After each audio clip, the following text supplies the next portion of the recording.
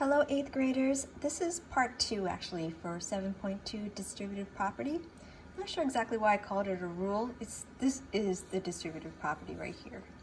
But I thought I'd come back and explain a little bit more of number 3 and 4 because I'm thinking it probably confused you.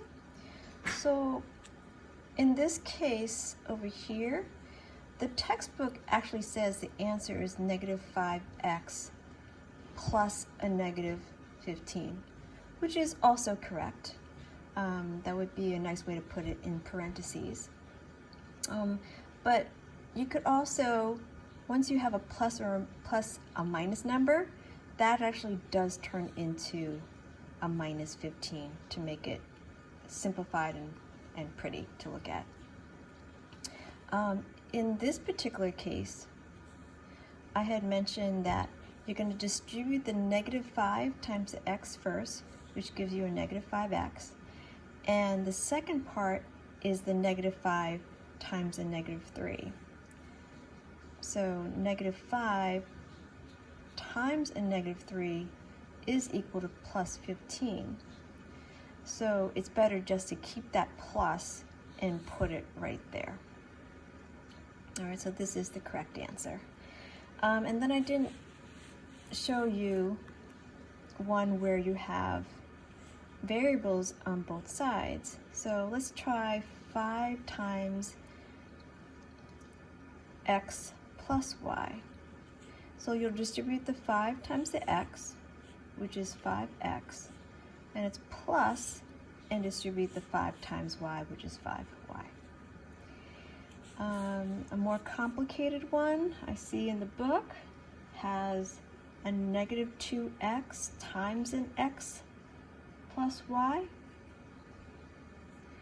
So you're going to take this whole thing and multiply it together.